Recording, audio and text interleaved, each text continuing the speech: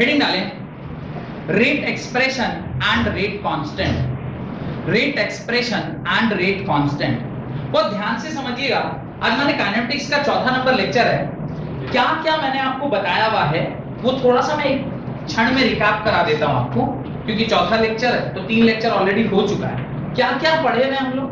पहले लेक्चर में मैंने आपको क्या पढ़ाया था? मैंने आपको पढ़ाया था कि भाई केमिकल थर्मोडायनेमिक्स और केमिकल इक्विलिब्रियम किस प्रकार से केमिकल काइनेटिक्स से पहले पढ़ना चाहिए। अगर उसको आप नहीं पढ़े हैं तो केमिकल काइनेटिक्स पढ़ने का कोई लॉजिक नहीं बनता है। तो इसलिए 11th क्लास में आपको केमिकल थर्मोडायनेमिक्स और केमिकल इक्विलिब्रियम पढ़ाया गया कि कोई रिएक्शन हो रही है तो वो फिजिबल है कि नहीं है, और अगर वो फिजिबल है तो उसका एक्सटेंट क्या है, और उसका एक्सटेंट अगर मुझे पता चल गया तो किस रेट से वो रिएक्शन हो रही है हमें पता चल जाता है। तो इस प्रकार से आपने ये दोनों बातें समझ ली।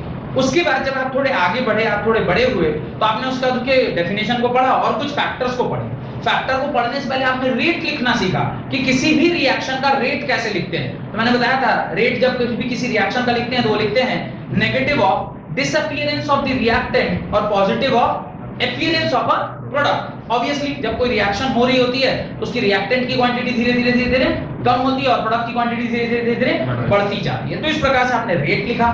फिर हमने देखा कि भाई किन किन पैरामीटर्स के ऊपर वो रेट डिपेंड करता है। तो जैसा मुझे ध्यान आ रहा है कि मैंने सर 5 या 6 कुछ पैरामीटर्स लिखवाए होंगे।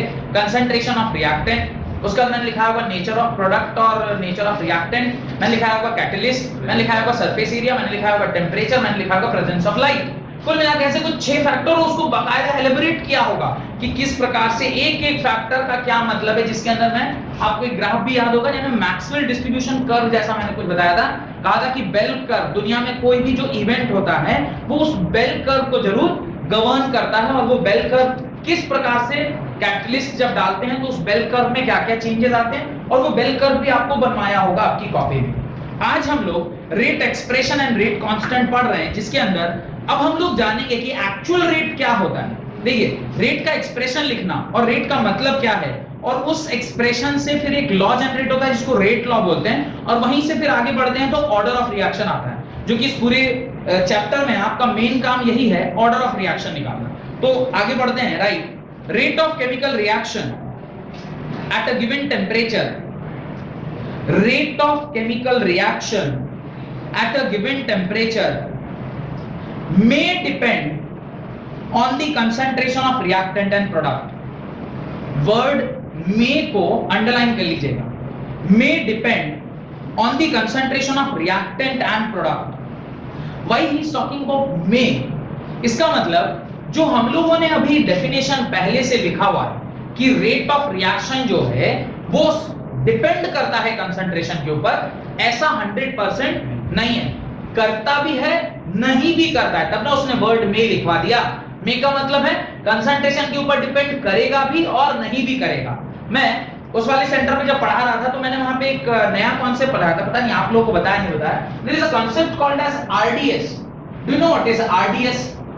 RDS of a reaction. RDS एक तो आप जानते हैं, दूसरी की पूछ रहा हूं, एक का पता ही नहीं पता। आरडीएस, अबे वो आरडीएक्स होता है, this is RDS. RD Sharma maths की किताब जिसको आप सॉल्व करते हैं। अच्छा, मैथ्स से इतने दूर चले गए फिजिक्स केमिस्ट्री पढ़ते हैं। ये आरडीएस एक आपको पता है, दूसरा मैं पूछ रहा हूं। हाँ आयशा बताइए, दूसरा आरडीएस क्या होता है? क्या बायो के है ना, क्योंकि पहला वाले का तो आपको कोई मतलब नहीं, तो एटलीस्ट दूसरा वाला बता दीजिए। आरडीएस क्या? आरडीएस का मतलब होता है रेट डिटरमाइनिंग स्टेप। क्या बोल रहा हूं मैं? आरडीएस का मतलब होता है रेट डिटरमाइनिंग स्टेप। ध्यान से समझिएगा कि रेट डिटरमाइनिंग स्टेप क्या है। लास्ट क्लास में मुझे ये बोलना चाहिए था पर पता नहीं कैसे स्लिप कर गया, बताता हूं। सपोज करिए, एक छोटा सा एग्जांपल देता हूं। यहां पे एक लाइन से सपोज 4 बच्चे बैठे हो, ठीक है। पहला बच्चा है अभिजीत। अभिजीत का काम था एक पेपर को सिर्फ आई लव यू लिख के आगे बढ़ा देना। अभिजीत ने क्या किया? आई लव यू लिख के आगे बढ़ा दिया। बगल में आर्यन बैठा है। आर्यन का काम था उस आई लव यू लिखे वाले A4 साइज के पेपर को बढ़िया से सुंदर तरीके से मोड़ना। क्यों मोड़ेंगे? क्योंकि उसको जाना ऐसी जगह है जहां पर अगर सुंदर से ना मोड़ा गया तो कहानी गड़बड़ हो सकती है। भाई किसी के भविष्य का सवाल है। तो ये भाई साहब ने उसको क्या किया? सुंदर से मोड़ा। मोड़ने के बाद उसके अगल बगल बैठी अंजलि, अंजलि ने क्या किया, जो लास्ट जो 2 पेज कैसे थे ना, मैंने सपोज करिए आपने ऐसे मोड़ा तो ये लास्ट 2 पेज को यहाँ पे हल्का सा फेविकॉल लिया और उसका ऐसे चिपका दिया और चिपका के क्या किया, आगे बढ़ा दिया। और लास्ट थी आयशा, आयशा ने क्या किया, उस पेपर को एक लिफाफे में डाल के बंद किया। ठीक है, ये पूरा प्रोसेस है, समझ में आ रहा है मैं क्या बोल रहा हूं, ये एक प्रोसेस है। अब अभिजीत ने आई लव यू लिखा, आर्यन ने उसको अच्छे से सुंदर तरीके से फोल्ड किया, अंजलि ने उसको चिपकाया, इनने उसको अंदर डाला। मुझे बताइए 1 घंटे में मुझे कितना लिफाफा पूरी तरह बन के तैयार मिलेगा, किसके ऊपर डिपेंड करेगा, किस बच्चे की एक्टिविटी के ऊपर डिपेंड करेगा। अभिजीत का आई लव यू लिखने की स्पीड पे, कि अंजलि के वो चिपकाने पे, कि उनके लिफाफे में डालने में, कि सबसे जो यहाँ पर क्रिटिकल काम है वो है उसको सुंदर तरीके से मोड़ना। यानी 1 घंटे में जितना पेज आर्यन मोड़ पाएगा उसी रेट पे मेरे को एंड में प्रोडक्ट मिलेगा। मैं क्या बोल रहा हूं, समझ में आ रहा है? यानी अगर कोई रिएक्शन 1 से ज्यादा स्टेप में हुई हुई है, 1 से ज्यादा स्टेप में हुई है, तो मुझे उसका अगर रेट डिटरमाइन करना है, क्योंकि मान लीजिए आप रेट ऑफ रिएक्शन ही तो पता कर रहे हैं, chemical kinetics is what, you are trying to find the rate of a reaction. तो रेट ऑफ रिएक्शन कैसे पता करेंगे, तो रेट ऑफ रिएक्शन पता करेंगे वैसे रिएक्शन का जो सिंगल स्टेप पे नहीं हो रहा। कितने स्टेप पे हो रहा है, मल्टीपल स्टेप में हो रहा है। अभिजीत ने आई लव यू लिखा, आर्यन ने उसको मोड़ा, अंजलि को मिला तो वो चिपकाने की जगह वापस खोल के पढ़ने लग गई कि उसमें क्या लिखा हुआ है। और फिर जब आगे बढ़ी तो आर्यन, तो अभिजीत से जब वो कागज चला आई लव यू लिख के, अगले स्टेप पे कहां आया, आर्यन के पास आया। आर्यन ने उसको क्या किया, सुंदर तरीके से मोड़ा। अंजलि ने चिपकाने की जगह क्या कर दिया, उसे खोल के पढ़ने लग गई। नहीं, अंजलि ने उसके बाकायदा चिपकाया और आयशा के पास जब वो पहुंचा, इसमें सबसे जो क्रिटिकल स्टेप था वो था उस पेज को सुंदर तरीके से मोड़ना। बात समझ में आ रही? यानी 1 घंटे में जितना लिफाफा सुंदर तरीके से आर्यन मोड़ पाएगा उतना ही फाइनल बना हुआ लिफाफा मुझे मिलेगा। ये लॉजिक समझ में आ रहा है? यानी अगर कोई रिएक्शन मल्टीपल स्टेप में हुई है तो कोई एक स्टेप उस पूरे रिएक्शन का रेट डिटरमाइन करता है और उसी स्टेप को क्या बोलते हैं, रेट डिटरमाइनिंग स्टेप। समझ में आया? यानी किसी भी रिएक्शन में इस तरह का जब स्टेप्स आता है, अब आप सोचिएगा कि सर यहां पे आपने क्यों बोल दिया, यहां पे इसलिए बोल रहे हैं क्योंकि उसमें कई सारे रिएक्टेंट हैं। A plus B gives C, C plus D gives E, E plus F gives ये, ऐसे करके बहुत सारा है। अब सारे के कंसंट्रेशन के ऊपर तो नहीं डिपेंड कर रहा है, किसके कंसंट्रेशन के ऊपर डिपेंड करेगा, रेट डिटरमाइनिंग स्टेप में जो कंसंट्रेशन है उसके ऊपर आपका रेट डिपेंड करेगा। इसलिए उसने क्या वर्ड लिखवाया, it may depend on concentration और मे नॉट, बिकॉज जितने भी रिएक्टेंट आपने लिए हैं जरूरी नहीं है कि सारे के कंसंट्रेशन पे वो डिपेंड करे। Rate may depend upon concentration, even may not depend upon the concentration of a reactant. लिखिए, rate of chemical reaction at a given temperature may depend upon the concentration of reactant and product, full stop. The representation of rate of reaction in terms of concentration of reactant,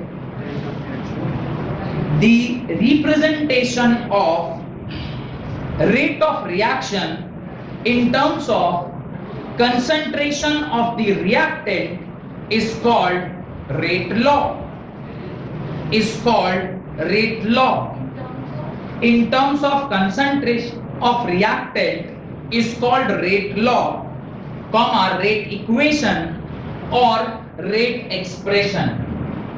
तो depend करेगा कि नहीं करेगा वो छोड़ दीजिए, लेकिन जब आप रेट को कंसंट्रेशन ऑफ रिएक्टेंट के टर्म्स में रिप्रेजेंट करते हैं,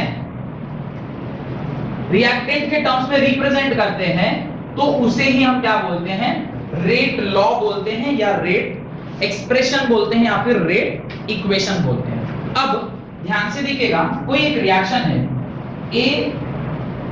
A B gives C plus D। क्या मतलब इसका, A and B, capital A and capital B are reactants, capital C and capital D are products। A और B ये इसके स्टाइकियोमेट्रिक कोफिशिएंट है और C और D इसके स्टाइकियोमेट्रिक कोफिशिएंट। तो किसी भी रिएक्शन को अगर हम इस प्रकार से रिप्रेजेंट करें, right, consider a general reaction, small a capital A plus small b capital B gives small c capital C plus small d capital D, where छोटा a छोटा b छोटा c and छोटा d, where small a small b small c small d are the stoichiometric coefficients of reactant and product, where small a small b small c small d are the stoichiometric coefficient of reactant and product, then the rate expression can be given as rate is proportional to concentration of A के power x to concentration of B के power y. Rate is proportional to concentration of A के power x, concentration of A के power y. अब आपके मन में doubt आएगा, sir आप लिखवा ABCD रहे हैं, इधर XY लिख दिए, गड़बड़ तो नहीं कर दी है? नहीं, गड़बड़ नहीं किया, यही सही है। ये क्या कहना चाह रहा है, ये मैं चाहता हूं कि अगर कोई बुद्धिमान स्टूडेंट हमारे बीच में हो तो मुझे समझाए कि ये क्या हो गया अचानक से। X and Y is not equal to ABCD। क्यों? इसका क्या मतलब है? इसका मतलब ये है कि ये जो आपका रिएक्टेंट है A, इसके ऊपर जो आप X डाल रहे हो, ये इस A के बराबर भी हो सकता था या नहीं भी हो सकता था। हमने इसको जनरल में क्या लिख लिया? X और Y लिख लिया। हो सकता है कि ये A और B के बराबर हो, अगर हो वेरी गुड, नहीं हो तो भी कोई फर्क नहीं पड़ता। पर रेट आप कैसे लिख रहे हैं? Rate is proportional to concentration of A के power X into concentration of B के power Y, where X and Y is not equal to AB। X और Y AB के बराबर नहीं है। हो सकता है कि AB के बराबर हो जाएं, लेकिन हमेशा हो बराबर ऐसा जरूरी नहीं है। लिखिए, where exponent X and Y are determined experimentally। सबसे अच्छी बात, ये जो x और y है वो कैसे डिटरमाइन किया जाता है? एक्सपेरिमेंटली डिटरमाइन किया जाता है। मतलब आपको कभी भी x और y डायरेक्टली निकालने नहीं दिया जा सकता है। क्यों? क्योंकि x और y हमेशा कैसे निकलेगा? एक्सपेरिमेंट से निकलेगा। अब आपसे कोई एक्सपेरिमेंट तो करवाएगा नहीं एग्जाम में बैठा के कि तुम एक्सपेरिमेंट करो और उससे फिर उसका वैल्यू निकालो। तो एक्सपेरिमेंटली आपको नहीं पता चला या एक्सपेरिमेंट से आपको इसको निकालना है। और अगर एक्सपेरिमेंट से आपकी उसके ऊपर सवाल आता भी है तो कैसा आएगा? आपको क्या दिया गया होगा? ग्राफिकल इंफॉर्मेशन दिया गया होगा कि भाई किस टाइम पे क्या रिएक्टेंट का कंसंट्रेशन था। वो जब भी आएगा तो आपको एक्सपेरिमेंटल वैल्यूज से निकालना होगा। तो उसके ऊपर एक सवाल हम लोग करेंगे। आगे लिखिए, एंड मे बी और may not be equal to, और मे बी और may not be equal to, may be और may not be equal to, may be and may not be equal to the stoichiometric coefficient A and B of the reactant. The stoichiometric coefficient A and B of the reactant. अब ये जो rate आपने लिखा था, proportionality को जब हम is equal to लिखेंगे तो कांस्टेंट K आएगा, A के पावर X इंटू B के पावर Y, और रेट आप क्या जानते हो? Negative of change of concentration of reactant by dt is equal to K times concentration of A के power x into concentration of B के power y। यही जो एक्सप्रेशन है, this is the expression of rate for any chemical reaction। इसको आपको डब्बे में बंद कर लेना चाहिए। और इस रेट को हम लोग क्या बोलते हैं मैं अभी लिखवाता हूं। तो रेट इज इक्वल टू, ये आपको बताया मैंने, कहां से पता चला? ये डेटा हमें कहां से मिला है? एक्सपेरिमेंट से पता चला है। एक्सपेरिमेंट कैसे? अभी एक सवाल कराऊंगा, उससे आपको क्लियर होगा कि एक्सपेरिमेंट से हमें कैसे पता चलता है x और y। और ये x और y हो सकता है AB के बराबर हो या हो सकता है AB के बराबर ना हो। अगर बराबर और हो गया तो it is merely a coincident, इससे हमारा कोई लेना देना नहीं है। Rate K times x, A के पावर x इंटू B के पावर y। और इसी रेट को आप क्या लिखते हो? Rate of disappearance of reactant. मैंने आपको रेट का डेफिनेशन यही बताया था ना कि जिस रेट से रिएक्टेंट डिसअपीयर कर रहा है, negative sign is representation of disappearance, घट रहा है। क्या घट रहा है? रिएक्टेंट घट रहा है। कैसे घट रहा है? पर यूनिट टाइम, कितने समय में कितना रिएक्टेंट घट गया, उसी का जो रेट है दैट इज ओनली रेट। और दूसरा रेट कैसे पता चला? रेट लॉ से। दोनों रेट को हमने क्या कर दिया? बराबर कर दिया। अच्छा, इसी को अगर प्रोडक्ट के फॉर्म में लिखते तो क्या लिखते? Positive dp by dt is equal to k times concentration of C के power something x1 by concentration of D के पावर समथिंग x2 पर y2। पर प्रोडक्ट के फॉर्म में हम लिखते नहीं, क्यों? क्योंकि रेट लॉ में क्या बोला है? It is only written in the form of concentration of reactant. आप देखिए वहां पे बाकायदा उसने रेट लॉ में लिखा है कंसंट्रेशन ऑफ रिएक्टेंट के टर्म्स में ही आप लिखते हैं। अगर आपको प्रोडक्ट के तरीके से लिखना होगा तो इस रिएक्शन को आपको क्या करनी पड़ेगी? रिवर्सिबल बनानी होगी। और जब आप रिएक्शन को रिवर्सिबल बनाएंगे तो ये क्या हो जाएगा? रिएक्टेंट हो जाएगा, और ये क्या हो जाएगा? प्रोडक्ट। फिर आप इसके टर्म्स में लिख पाएंगे। समझने में क्या बोल रहा हूं? ठीक है, आगे लिखिए। द फॉर्म ऑफ इक्वेशन, ये जो आपने लिखा है, this form of equation is known as differential rate equation. This form of equation is known as differential rate equation where k is the proportionality constant called as rate constant. K is the proportionality constant called as rate constant. Exam में अगर आपसे differential rate equation का expression लिखने का जैसा एक number का अगर कोई सवाल आपसे पूछता है कि बताइए डिफरेंशियल रेट इक्वेशन क्या है, तो आप क्या करोगे? You have to write this particular expression. एक नंबर का सवाल पूछा जाता है कि डिफरेंशियल रेट इक्वेशन लिख के दिखाइए। आप कहां से लिखना स्टार्ट करेंगे? रेट लॉ में क्या बताया गया है और वहां से हमें क्या पता चला, और इसी रेट को हम ऐसा लिख सकते हैं। क्यों? क्योंकि हमने रेट का एक्सप्रेशन लिखने का यही टेक्निक है, rate of disappearance of reactant per unit time. और जब इन दोनों को इक्वेट करेंगे तो जो एक्सप्रेशन बन के आएगी उसे क्या बोलते हैं? डिफरेंशियल रेट इक्वेशन बोलते हैं। डन? कोई दिक्कत? आगे लिखिए रेट लॉ, हेडिंग आ रही है rate law. It is the expression, k का कोई वैल्यू नहीं, k का वैल्यू क्वेश्चन में दिया रहेगा, जो भी प्रोपोर्शनैलिटी कांस्टेंट है वो पता रहे दिया जाएगा। It rate law, it is the expression in which the reaction rate, it is the expression in which the reaction rate, हम लोगों ने रेट लॉ लिखा हुआ है, पर रेट लॉ का डेफिनेशन अगर आपसे कोई पूछ ले, डिफाइन रेट लॉ, तो क्या आंसर लिखेंगे? ये आंसर लिखेंगे जो अभी लिखवा रहा हूं। It is the expression in which the rate, the reaction rate is given in terms of molar concentration. Reaction rate is given in terms of molar concentration. ये देखिए, ये मोलर कंसंट्रेशन है ना, ए का concentration moles per litre, B का concentration moles per litre, तो molar concentration, molar concentration of reactant with each term raised to some power, with each term raised to some power, some power मतलब we don't know, क्या हमें x और y पता है? No, we don't know. Some power that will be determined experimentally, हमें पता नहीं क्या है, वो एक्सपेरिमेंट से पता चलता है x और y क्या होगा। Some power, कुछ भी वैल्यू दिया रहेगा।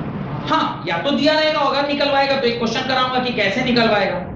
which may be or may not be same as stoichiometric coefficient, which may be or may not be same as stoichiometric coefficient, which may be or may not be same as stoichiometric coefficient of the reacting species, of the reacting species in a balanced chemical reaction, in a balanced chemical reaction, in a balanced chemical reaction। अब देखिए मैं इसके नीचे आपको दो तीन example लिख रहा हूं। पहला एग्जांपल है twice of NO when react with, twice of NO when react with O2 gas, it gives 2 times NO2 मिलेगा, 2 times NO2 गैस मिलेगा। ये आपका एक रिएक्शन दिया हुआ।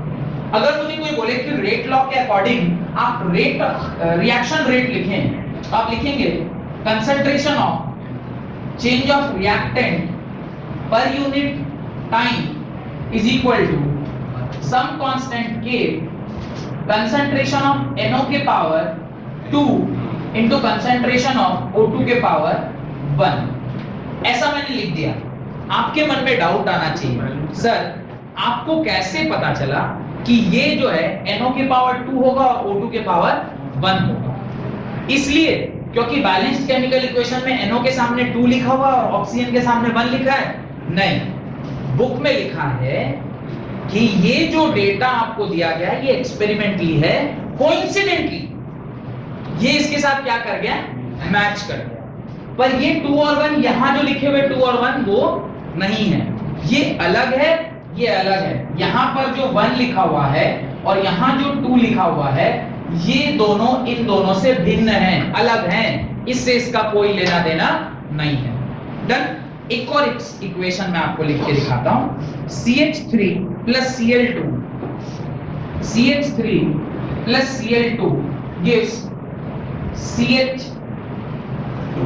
CH3 plus Cl2, अच्छा CH Cl3 है, CHCl3 plus Cl2 gives CCl4 carbon tetrachloride plus HCl। ये रिएक्शन दी गई है। अगर लॉजिकली जैसा हम लोगों ने यहां पर लिखा है, अगर उसी लॉजिक से इसे भी लिखें तो क्या लिखना चाहिए, सम कांस्टेंट के कंसंट्रेशन ऑफ CHCl3 के पावर 1 एंड Cl2 के पावर 1। लेकिन एक्सपेरिमेंटली पता चला है कि क्लोरीन के ऊपर वो किस प्रकार से डिपेंड करता है, सिर्फ हाफ वैल्यू उसकी इसके ऊपर क्या करती है, डिपेंड करती है। तो ये यहां पर 1 था, पर यहां क्या हो गया, हाफ हो गया। ये हाफ हमें कहां से पता लगेगा, सिर्फ और सिर्फ एक्सपेरिमेंट से। एक और एग्जांपल लिखिए, next example, CH3COOC2H5, CH3COOC2H5 when react with H2O, product क्या देगा, कोई बताएगा? ये रिएक्शन मैंने आपको पढ़ाया है, ये रिएक्शन मैंने आपको पढ़ाया है। CH3 और C2H5OH, वेरी गुड। ये स्टेरिफिकेशन रिएक्शन है, नहीं ये स्टेरिफिकेशन रिएक्शन बोलता है। अल्कोहल और एसिटिक एसिड बन रहा है। Easter when react with water it gives alcohol plus alcohol, नहीं ये acetic acid plus alcohol, C2H5OH।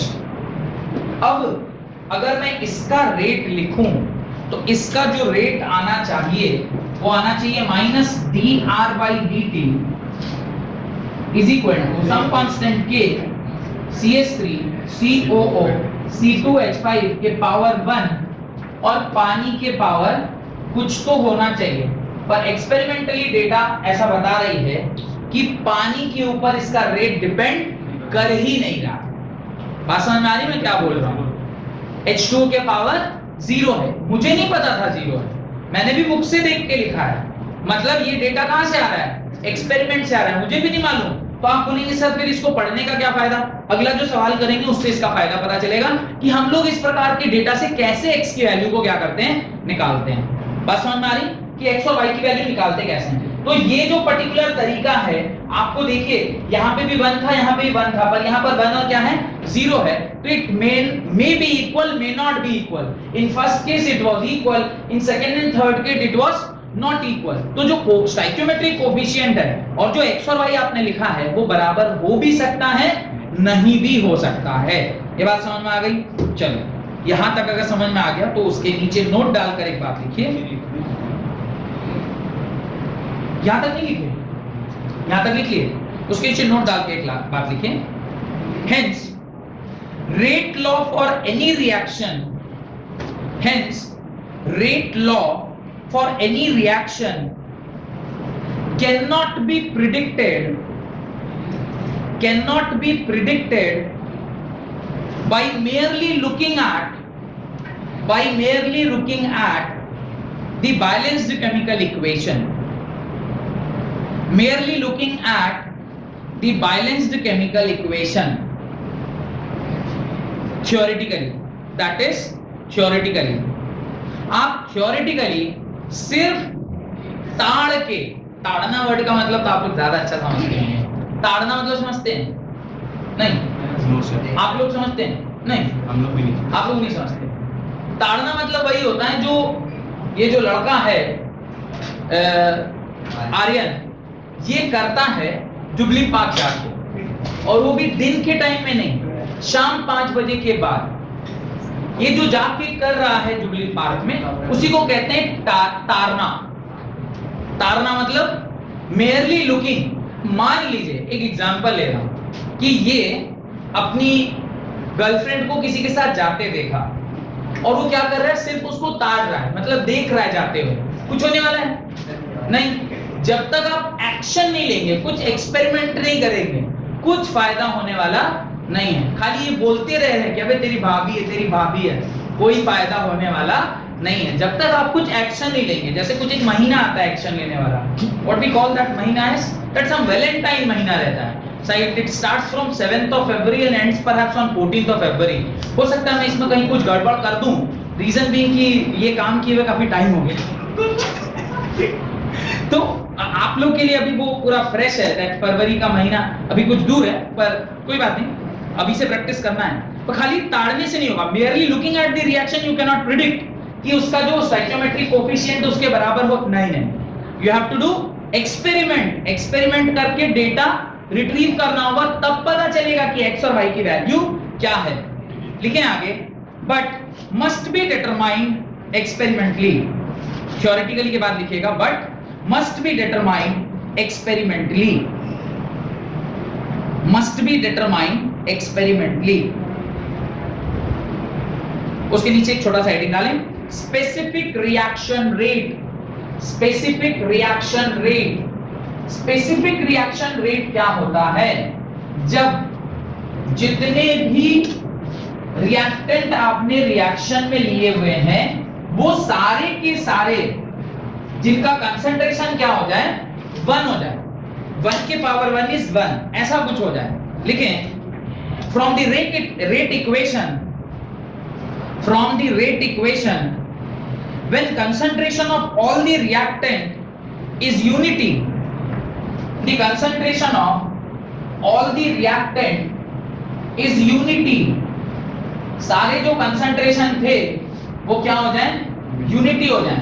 अब देखिए 1 के पावर चाहे आप कुछ भी लिखिए, अगर ये 1 हो गया तो ये पूरी क्वांटिटी 1 हो गई, ये भी अगर 1 हो गया तो ये पूरी क्वांटिटी 1 हो गई। तो रेट किसके बराबर हो गया, rate becomes equal to k के बराबर। इसी जो रेट कांस्टेंट की वैल्यू होती है उसी को आप क्या बोलते हो, specific rate, specific reaction rate या specific rate of reaction, where k is called rate constant. इसके नीचे ये डब्बा ये लिख लेने के बाद इसके नीचे लिखेगा, where k is called rate constant, where k is called rate constant.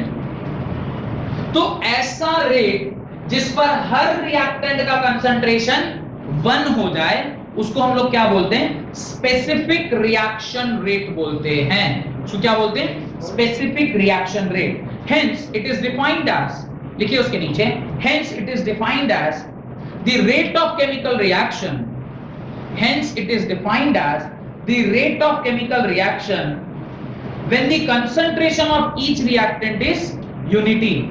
The rate of chemical reaction when the concentration of each reactant is unity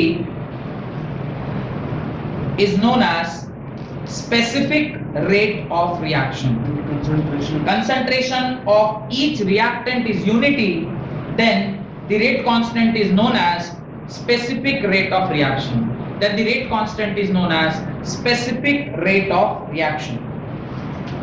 उसके नीचे लिखें, characteristics of a rate constant, characteristic of a rate constant, rate constant का characteristic क्या क्या उसकी property है, या rate constant से हमें किन किन बातों के बारे में पता चलता है वो आप लिखिए। Characteristics of rate constant, characteristics of rate constant. पहला, rate constant is the measure of rate of reaction, rate constant is the measure of rate of reaction, rate constant is the measure of rate of reaction। मतलब जितना बड़ा k का value उतना ज्यादा rate का reaction, यानी rate of reaction उसका ज्यादा जिसकी k की वैल्यू क्या होती है, बड़ी होती है। अगर k की वैल्यू बड़ी माने रेट ऑफ रिएक्शन, देखना डायरेक्टली प्रोपोर्शनल है भाई, जो भी कंसंट्रेशन हो कंसंट्रेशन के बाद जो भी हो, इफ k का value is greater, obviously rate का वैल्यू क्या होगा, बड़ा ही होगा। तो लिखें पहला, rate constant is a major of rate of reaction, that is greater is the value of rate constant, faster is the reaction. Greater is the value of rate constant, faster is the reaction.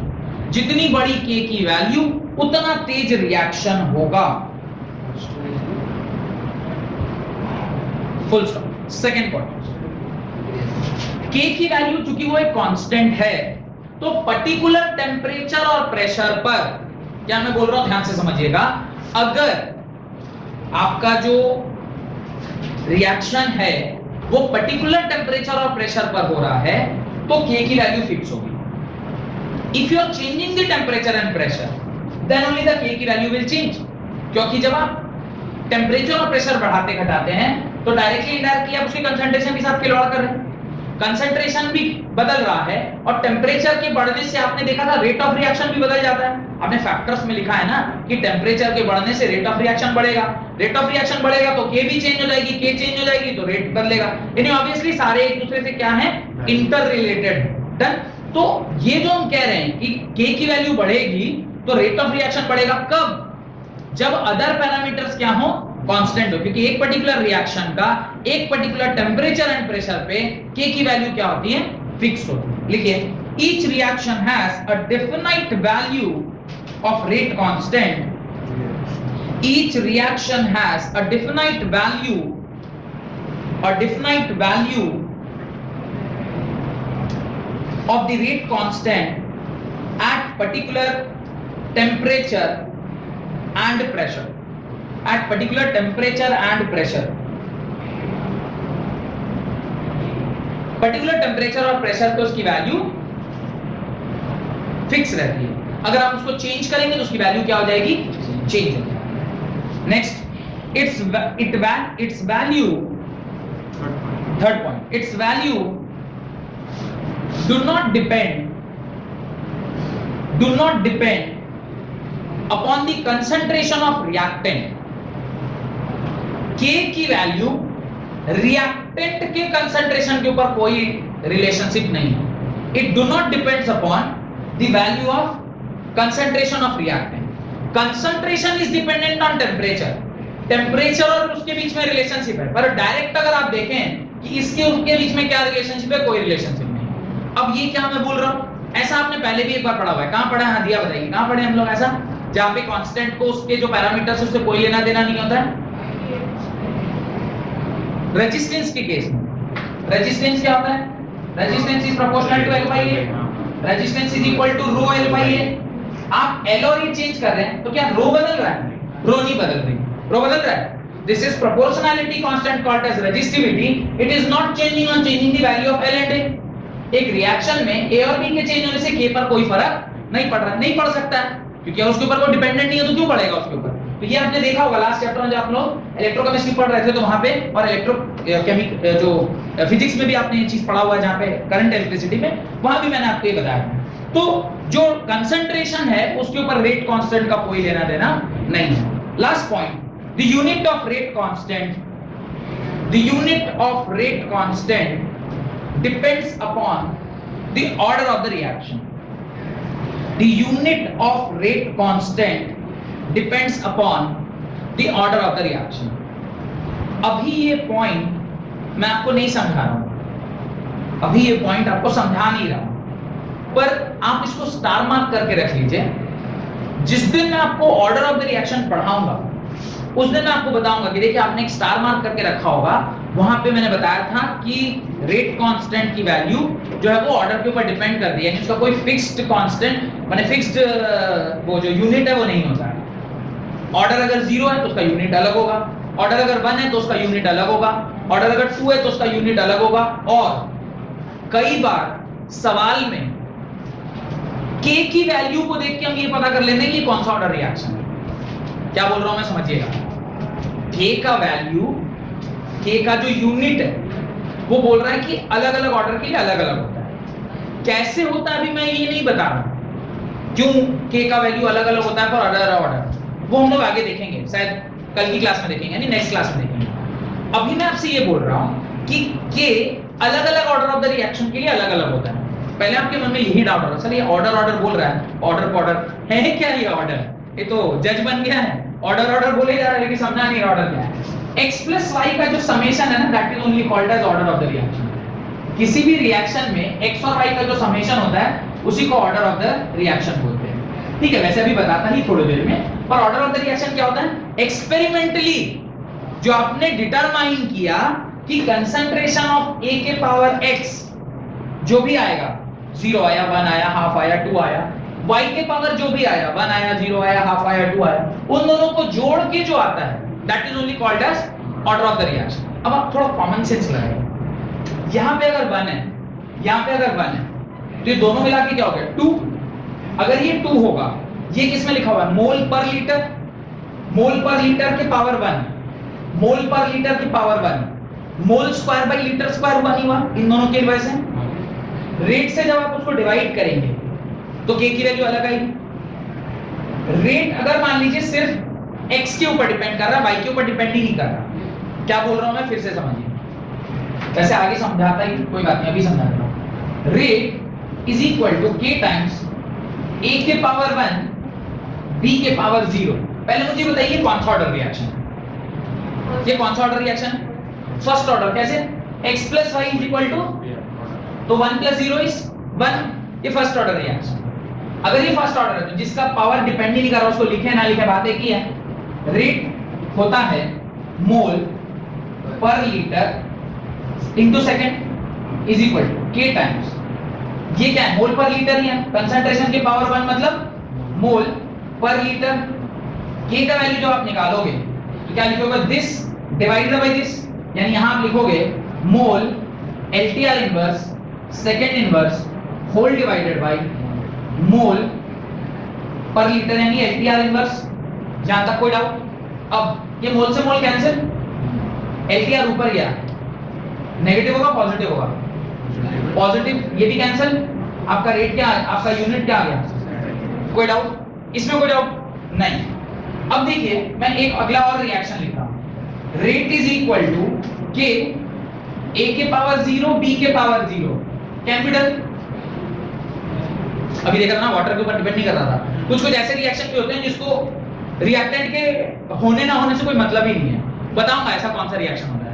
अब ये 0 plus 0 is 0, तो कौन सा order reaction हो गया? 0 order. 0 order मतलब इसको लिखा जाए ना लिखा जाए बात एक ही है, मिटा देना। ये क्या लिखा हुआ है?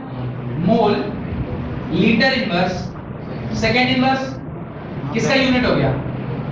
k का ये यूनिट हो गया। यानी 0 ऑर्डर का तो यूनिट क्या है? अलग। फर्स्ट ऑर्डर का तो यूनिट क्या आया? अलग। अब सेकंड ऑर्डर का तो यूनिट क्या आएगा? अलग। मैं सोच रहा था बाद में समझाऊंगा, कोई बात नहीं, अभी समझा बाद में समझा, बात एक ही है, समझ में आना चाहिए। आपने पॉइंट क्या लिखा है? पढ़िए एक बार।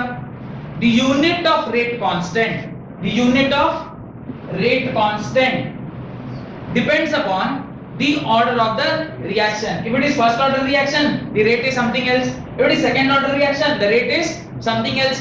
If it would have been second order reaction, the rate would have been something else. अब मैं जो उसके एक इंपॉर्टेंट चीज बोल रहा था वो बताता हूँ। कई बार हम ये रेट का जो रेट कांस्टेंट का जो यूनिट है इसको देख के पहचानते हैं कि कौन सा ऑर्डर रिएक्शन हो रहा है। अगर आपका k कांस्टेंट 3 सेकंड इनवर्स लिखा है, 3 is what? 3 is rate constant k का वैल्यू, पर सेकंड इनवर्स पढ़ के आपके दिमाग में क्या क्लिक करना चाहिए? टंग करके बजना चाहिए क्या? ये कौन सा ऑर्डर रिएक्शन है? First order reaction. आप यूनिट देख के कई बार ऑर्डर को भी प्रेडिक्ट करते हैं। क्वेश्चन में डायरेक्टली, किसी भी क्वेश्चन में ऑर्डर डायरेक्टली आपको नहीं दिया होगा, आपको ऑर्डर क्या करना पड़ता है? ढूंढना पड़ता है। कहां से ढूंढते हैं? With the help of k का यूनिट। या तो आप k का यूनिट निकालोगे तो ढूंढोगे, या फिर k का यूनिट दिया होगा तो ऐसे डायरेक्टली। और कुछ सवाल ऐसा होता है जहां k ही पूछ रहा है तो फिर वो खुद ही बताएगा it is the first order reaction. अब आपसे k ही पूछ रहा होगा तो बताएगा ना it is the first order reaction. बात समझ में आ रही? कैसे इसको यूज करना, एप्लीकेशन क्या है, प्रैक्टिकल एप्लीकेशन। चलिए, तो कुल मिला के हमने 4 पॉइंट देखा, चारों पॉइंट क्लियर होगा। ये लिख लिया तो भी वेरी गुड, नहीं लिखा तो भी वेरी गुड, क्योंकि एक हेडिंग आएगा ऑर्डर ऑफ द रिएक्शन, वहां पे फिर से मैं लिखूंगा क्वेश्चन लिखिए, छोड़ दीजिए आगे लिखेंगे। बस समझाने के लिए बताया कि k की यूनिट अलग अलग होती है जब उसका ऑर्डर अलग अलग होता है। ऑर्डर का मतलब क्या? Summation of x plus y। बहुत इंपॉर्टेंट क्वेश्चन, एक्स और वाई, मैं बता रहा हूं ये क्वेश्चन 2020 में directly as it is JEE में पूछा गया, सीधे एनसीईआरटी से ऐसे उठाया और सीधे ऐसे वहां डाल दिया है, माने एक अक्षर भी नहीं बदला गया है, एज इट इज एनसीईआरटी से उठाया और केमिस्ट्री में एनसीईआरटी से कई सारे सवाल डायरेक्ट पूछे जाते हैं, आपके जेई के एग्जाम हो या नीट का एग्जाम हो, डायरेक्टली क्वेश्चन उठा के पुट किया जाता है, कोई बहुत बड़ी बात नहीं। केमिस्ट्री में तो देखा जाता है, फिजिक्स में थोड़ा ट्विस्ट करके भेजते हैं, केमिस्ट्री में तो एज इट इज वो जितने भी आपने ऑर्गेनिक के क्वेश्चन हैं, नेम रिएक्शन हो जाए या फिर कुछ आपके पॉलीमर्स से, बायोमोलिक्यूल से, केमिस्ट्री इन एवरीडे लाइफ से, बुक का एक लाइन उठा के दिया और आपसे सवाल पूछ लिया। जो लोग नीट की तैयारी कर रहे हैं उनको तो पता होगा कि एनसीईआरटी किताब की क्या अहमियत है। एनसीईआरटी किताब मतलब सीधे उठा के डायरेक्ट क्वेश्चन बोला, वो लाइन के ऊपर आपको एसएसएन रीजन बना दिया, एक लाइन के ऊपर जो एनसीईआरटी में लिखी हुई थी। तो ये काफी इंपॉर्टेंट सवाल अभी मैं करवाने जा रहा हूं, लिखिए उस सवाल को। The following result have been obtained during the kinetic studies of a reaction. The following result have been obtained during the kinetic studies of the reaction. क्या रिएक्शन है? 2A plus B gives C plus D. ये reaction आपको दी गई है। The following result have been obtained during a kinetic study of a reaction. 2A plus B gives C plus D. अब 4 experimental data आपको provide किया गया है। लिखिए, ऐसे एक कॉलम बनाइए, पहले में लिखेगा एक्सपेरिमेंट, सेकंड में लिखेगा कंसंट्रेशन ऑफ ए, थर्ड में लिखेगा कंसंट्रेशन ऑफ बी, और finally initial rate of formation of D. यहां पे लिखा है initial rate of formation of D, formation of D, और जहां जहां कंसंट्रेशन टर्म है वो सारे के सारे मोल पर लीटर में दिए गए हैं। ये किस में दिया गया है? मोल पर एलटीआर, ये भी दिया है मोल पर एलटीआर। ये जो दिया हुआ है ये दिया है मोल एलटीआर इनवर्स मिनट इनवर्स। इसका जो यूनिट है वो किस में दिया हुआ है? Mole litre inverse minute inverse. किसी ने अगर अभी थोड़ी देर पहले जो मैंने लिखवाया था बोर्ड पे, जो गलती से कह दिया मत लिखिएगा, अगर किसी ने भी लिखा है तो आप देखिए ये यूनिट आया है क्या कहीं पे? Mole litre inverse and second inverse, zero order reaction. यानी इसको देख के मैं ये सोच पा सकता हूं कि ये कौन से ऑर्डर का रिएक्शन होगा? Zero order reaction. Is it? देखते हैं, पर ऐसा देख के हम सोच सकते हैं, ये आपको हेल्प करेगा। आगे जब सवाल दूंगा अच्छा वाला तो फिर चेक करेंगे, राइट? अब इसको भरिए। ये तो आपने वो ऊपर लिखा ना कि क्या क्या है। इसके अंदर 4 एक्सपेरिमेंट हुए हैं। Experiment number 1, experiment number 2, experiment number 3, experiment number 4। सारा डेटा आपको दिया गया है, मैं बोलता चल रहा हूं, लिखते जाइए। अरे पहले लिख तो लो, क्वेश्चन कंप्लीट करवा है, तो क्वेश्चन पहले तुम टेबल तो लिखो। सबर नहीं कर रहा। हाँ, वो रुको जरा, सबर करो। देखा क्या ठीक से लिखिए। एक्सपेरिमेंट नंबर 1 में लिखिए ये कंसंट्रेशन है 0.1, 2 में लिखिए 0.3, थर्ड में लिखिए 0.3, लास्ट लिखिए 0.4। सिमिलरली ये लिखिए 0.1, 0.2, 0.4 एंड दिस इज 0.1। एंड ये जो आपका इनिशियल रेट है ये लिखना है 6 into 10 raised power -3, 6.0 into 10 raised power -3। Second वाला जो रेट है that is 7.2 into 10 raised power 7.2 into 10 raised to the power -2, 2.88 into 10 raised power -1 and 2.40 into 10 raised power -2। ये इस प्रकार का डेटा आपको दिया गया है। अब आप ही सोचिए, इतना बेहुदा वाला जो सवाल हमसे आप पूछे कि सर ये क्या चीज करने के लिए दिया है, जैसे ही मैं एक्सपेरिमेंटल डेटा बोल रहा हूं तो आपको क्या निकालने के लिए डेटा दिया गया होगा?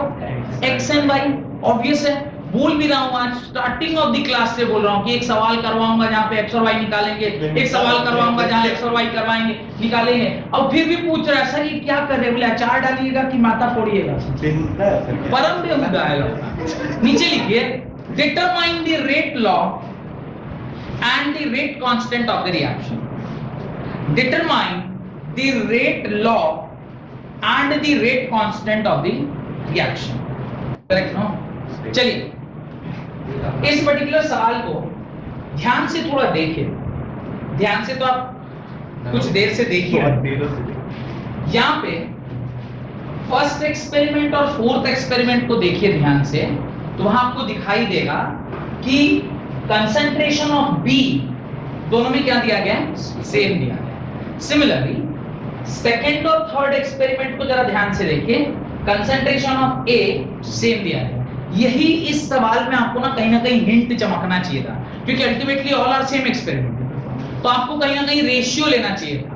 ठीक है, तो चलिए सॉल्व करते हैं। अब ये डेटा मैं मिटा रहा हूं, इससे मुझे आप लोगों की मदद लगेगी कि कौन सा डेटा क्या है, उसके लिए मेरे को थोड़ा आप लोगों का हेल्प लगेगा। तो बताइएगा जब पूछूंगा, या कोई बात नहीं रहने दीजिए, मैं रेट का एक्सप्रेशन छोड़ देता हूं, बाकी सब मिटा देता हूं। ये रेट ही चाहिए रहता है मुझे।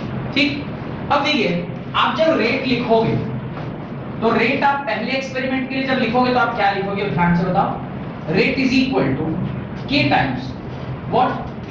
कंसंट्रेशन ऑफ ए के power x into concentration of b के पावर y। ये आपने जनरल रेट का इक्वेशन लिख दिया। जब आप इसे R1, R2, R3, R4 के टर्म्स में लिखेंगे तो आप क्या लिखेंगे? जब मैं रेट लिख रहा हूं, ये रेट ही ना दिया हुआ, देखिए initial rate of formation of D, तो जब मैं R1 लिख रहा हूं तो रेट 1 का एक्सप्रेशन क्या होगा?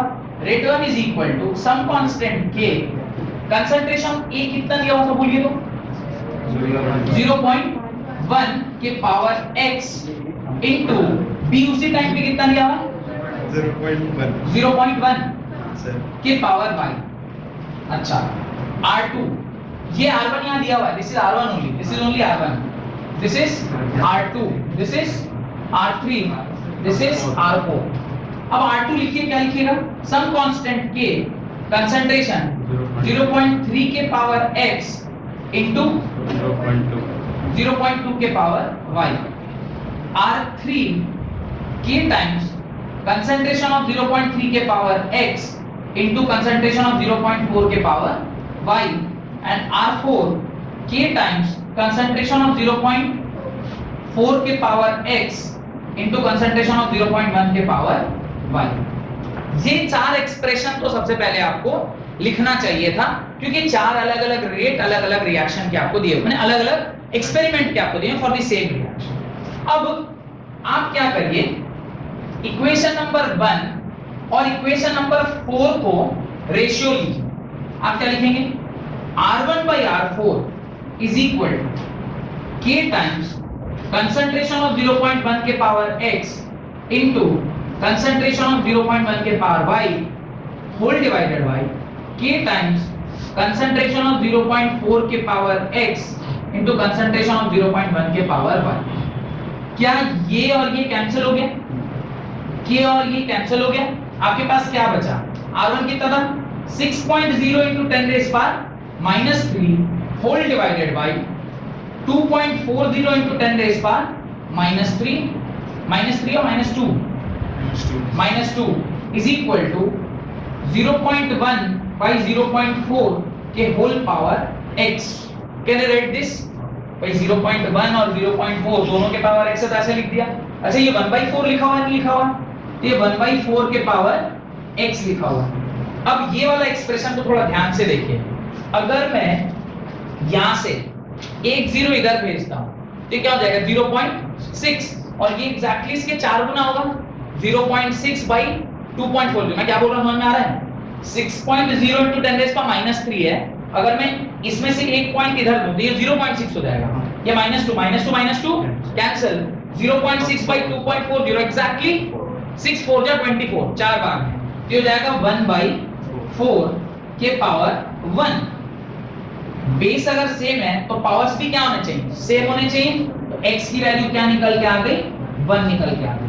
तो इस तरीके से आपने क्या निकाल लिया, x का वैल्यू निकल गया। तो x का वैल्यू आपने बोला था ना, x का वैल्यू क्या आना चाहिए, 1 आना चाहिए, 1 आ गया।